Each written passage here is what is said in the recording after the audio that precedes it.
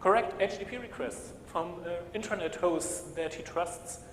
If the attacker is really good and really stealthy, there's really not a lot that the server can conclude, because there are only two indicators that the server could employ: the referrer header and the host header, because the referrer header might be set to something external attacker org, and the host header in a DNS rebinding attack, if the attacker only relies on JavaScript, also is mismatching.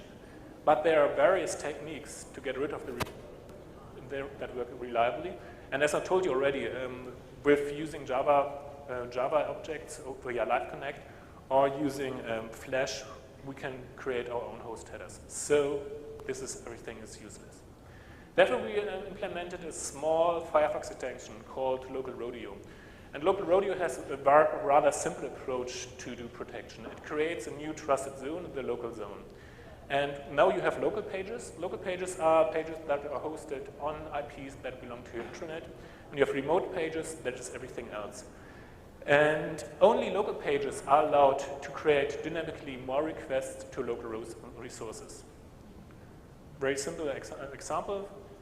First, we have some cat pictures on the intranet, and if this page is labeled local because it was delivered by an internal web server. If this page tries to load dynamically some more data from the internal web server, it's a load because it's a local page. If the attacker tries to pull this attack, his website obviously is tagged as remote because 200, 200, 200, 200 is not part of the intranet. And therefore, all further requests to internal resources are blocked. Okay, we're also protecting against DNS rebinding. As we monitor web pages and put a label to them, remote or local, we are rather easily can detect if a web page, a domain name, changes its status from remote to local. And this is an indicator for a DNS rebinding attack. And so this is, from our point of view, rather easy to stop and to spot. We are not foolproof. While it works for rather simple networks, you might have problems configuring it completely for all your hosts, because sometimes there's a gray area where host is part of the intranet, but also hosts a couple of resources that should be accessible from the outside. So this is a problem you have to think about and maybe change your networking policy. And also there's a problem with large companies. So if you're Siemens and you have like 10,000 hosts in your net, do they all trust each other? Is this one big intranet, or how do you treat different network segments? So Local Rodeo is the first approach to do this, but I think it won't be the last one. We have rather good, rather easy protection against the specified attacks that I talked about today on simple networks. It works out of the box with private IP ranges. But for, as I told you, complicated network problems, network setups might make problems. And also there's no protection at all against attacks that rely on Flash or Java, because Firefox extensions are basically JavaScript. They can only work on the stuff that is available to the browser. And the Flash plugin and the Java plugin are external entities to the browser, and we don't have any means to do something against this. Okay, the implementation is hosted at that URL. I invite you to try it out and send us bug reports. It's still in beta. This is mainly because we are rather lazy and not the best programmers in the world. But it's open source, and so if you want to contribute, I would really happy to welcome you. And also, the NoScript developers announced that they will adopt the stuff that Local Rodeo does in their next major release. So maybe we just all have to wait for NoScript for the next release, and then we will be protected, because everybody should use NoScript anyway. And there are more approaches to countering DNS pinning. People at Stanford are doing really, really good work in this direction. And they proposed a couple of interesting countermeasures. And one I really like, it's a firewall. And the firewall has only one purpose. It monitors DNS traffic. And if it encounters DNS traffic that tries to bind an external domain name to an internal IP address, this DNS traffic is dropped and not allowed. I think this is a rather effective and good countermeasure against DNS pinning or DNS reminding attacks into your internal network. They have source code on the website, so check it out. But this does only protect against rebinding attacks. So the basic reconnaissance attack and cross-site request forgery and stuff like that from the first half of the talk is still possible. The people at Berkeley also think about protection mechanisms. The link to the paper is in the references of this talk. Okay, let's conclude. What haven't I told you? Because I told you quite a lot of stuff, but there's still more that I didn't cover in this talk because time is almost over and because it's not really focus of this talk. There's a whole class of attacks that don't rely on JavaScript, and this class recently is growing because people start looking at cascading style sheets and what can be done with them. So ping sweeping and stuff like that is rather easy to done without JavaScript at all. And if you take stuff that Ed Felden invented back in 2000, timing-based reconnaissance attacks, then you are pretty powerful without JavaScript. There's a whole class of privacy attacks that don't aim at finding out about the internal network, but try to find out who's using the browser and what are his characteristics. So there's a lot you can do, including finding out what you have recently searched on Google. And there's a big class, and I think this is the class that worries me sometimes the most because it's the hardest to work against. It's using the browser as an attack proxy. So there has been shown that DNS rebinding attacks can be used to do click fraud. It has been shown that just JavaScript using some external mechanisms like Google Translate can be used to do audits to third-party websites. So your browser is now scanning Google for cross-site scripting, SQL injection problems. And there has been shown that websites can be used to help worms to propagate by identifying victims. So I think in this area we will see a lot of action in the next 12 months. Yeah, check out the references. Short summary, I have shown that a web page that you look at can find out which IP your web browser is hosted on, can do a ping sweep to find out which IPs web servers, can find out what these web servers actually are, so if it's Apache or a home router, if it hosts WordPress or something else. Depending on what he finds out, he can use cross-site request forgery with well-known exploits, or he can try to break DNS pinning to find out what is hosted if he wasn't able to do it for him. And even if you don't look at cat pictures, always remember this is JavaScript, and therefore it's a potential payload for cross-site scripting attacks. And if you remember the semi-worm that invaded or that infected more than 1 million MySpace profiles in less than 24 hours. So this malicious code has been executed at least 1 million times in 24 hours. And if you have a rather large company, it's probably possible that this code has been executed in your company as well. So I wouldn't not undermine the problems.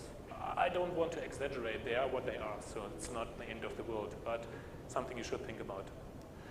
Okay, if you have intranet servers, try not to host, at first patch your intranet servers to the highest number that you can find, try to make them as secure as your external servers, and also don't host any classified information without explicit authentication. So don't rely on the firewall, and also don't rely on cookies or HTTP authentication alone. Try to do something like form-based authentication or URL-based authentication. It's really important if you want to get rid of some of the cross-site request forgery stuff.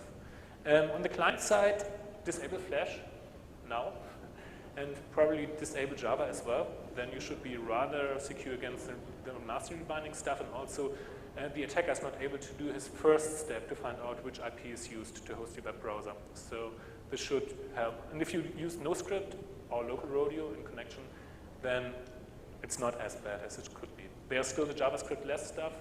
With local rodeo protects against the JavaScript less stuff, but we will see. Okay, from a more academic view, because I work in academia and this is part of my PhD research, the same origin policy is completely insufficient. It's not sophisticated enough, but also in the same time, it's too strict for some applications.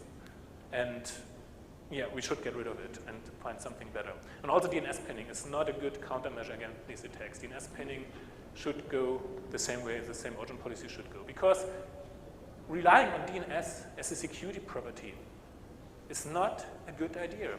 The DNS entry is not controlled by the application at all. It's controlled by an external entity that is not even controlled, that can be set by anybody. So the web application itself should be able to set its security requirements, and this can't be done via DNS.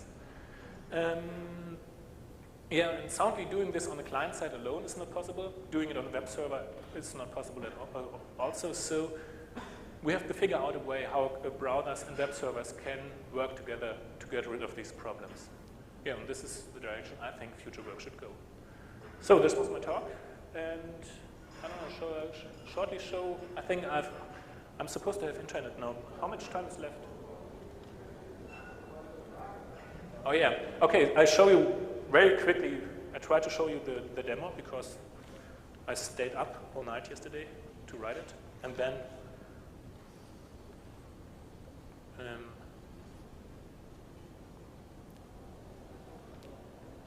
one second. Okay, let's try again.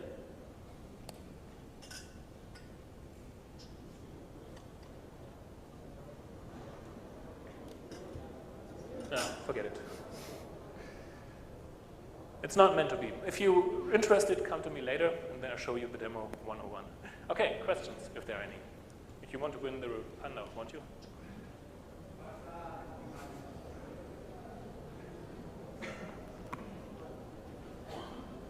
If not, I keep it. So either I didn't make sense at all, or it was boring, or I answered all the questions, but either way. Oh, there's a question.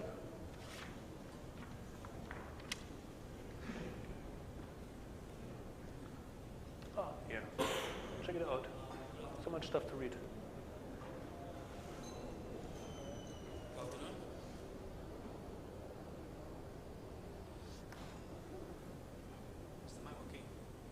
I just want to ask if, regarding about the countermeasure of this, I mean, based on your summary, right, you say that in the end you need to implement this policy from the server side. So based on, I mean, from my understanding, for Apache, they do offer some sort of like a third-party, let's say, plugin like mod security. Will it minimize the risk of like this type of JavaScript attacks? I think I didn't understand your question. Sorry. Okay, I'm saying that, okay, if you're saying that basically JavaScript attack is a web-based, right? So basically the firewall will not affect much as it has, it will allow port 80 to go through. So to think of it, right, is it, I mean, based on some of the plugin like Apache server, right, they have some sort of like external module known as the mod security, which, okay, would it be more effective, or it can be implemented on other servers? So this, I just want to know, would it be effective in using mod security, right, to prevent such attacks? I haven't really looked at web application firewalls as it's provided by mod security.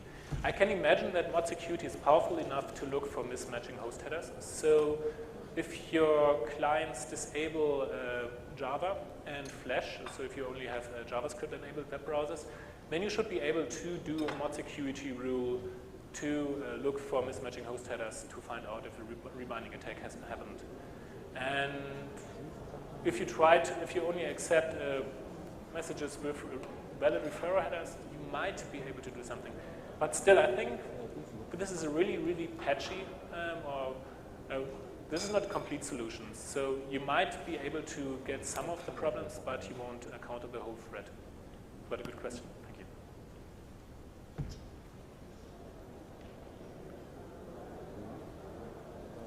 Okay, and everybody, I say it again, tomorrow, Billy K, DNS pinning or anti-pinning or rebinding with Java applets. I'm really excited. I haven't seen what he's doing up to, but I think he has great demos. Okay, thank you.